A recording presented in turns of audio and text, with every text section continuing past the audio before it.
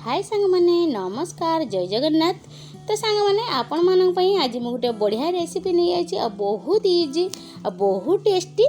तो आज मु चिकन रे गोटे रेसिपी बनेबी सांग माने बहुत टेस्टी हबो आ बहुत इजी प्रोसेस रे। तो देखंतु एठी मु 600 ग्राम चिकन नहीं जाइछि ताको भलो भाबरे धोइकी परिष्कार कर देछि। एथिरे एमे लुण आ हळदी गोळैकी ताको किछि समय पई रखिदबा ताहाले चिकन हमर कोन हबो ना टिके सॉफ्ट हे जिवो ताहाले रोसेईटा बहुत जल्दी हे जिवो। तो एठी देखंतु मु एठी किछि मसला नहीं जाइछि। तो सेथिरे टोमेटो पियाज अदा कंचा लंका सब देकी मु एके साथरे सब बाटी नेबी ता द्वारा कोन हम ना ग्रेवीटा जो बहुत ठीक हबा बहुत बढ़िया लागिवो। आमे जेहेतु चिकन कषा बनौचंती एबे आमे गैस जळे की कढ़ई बसै दबा आ देखंतु कढ़ई जेरकम गरम हे गेला सेथिरे मु दे देली रिफाइन ऑयल आ ऑयल मु बहुत कम दे संग माने सेथिरे दुईटा पियाज काटी के दे देली आ ता देह गोटे तेजपत्र आ गोटे सुखला लंका देइची।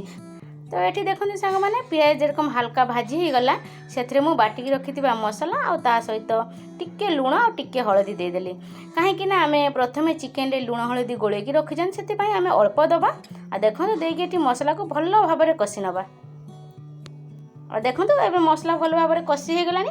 एबे सेथिरे आमे जो चिकन मसला जो पैकेट मिले आपन जेकोसी कंपनी रे दे परिबे बहुत टेस्ट लागियो।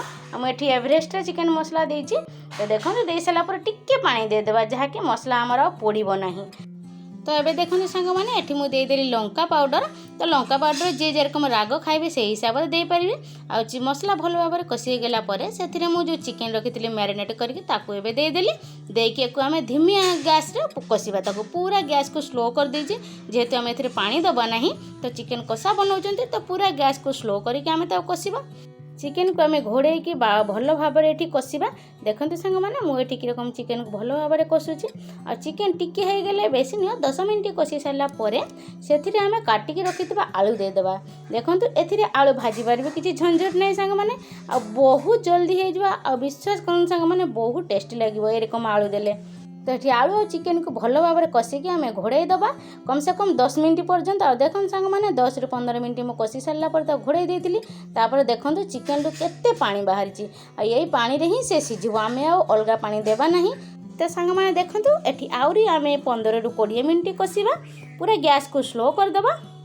तो ये देखो सांग मैंने 15 ରୁ 20 मिनट हो जाइए आउ एबे चिकन कषा पूरा रेडी आलू भी सीझी जाइए चिकन भी भल भाव में सीझी जाइए आ कलर बहुत सुंदर आसी। देखो सांग मैंने आपड़ तो देखते मुझे काश्मीरी लंका पाउडर दे नहीं फिर भी देखते चिकन कषार कलर वाओ केते सुंदर लगुच ना सांग मैंने।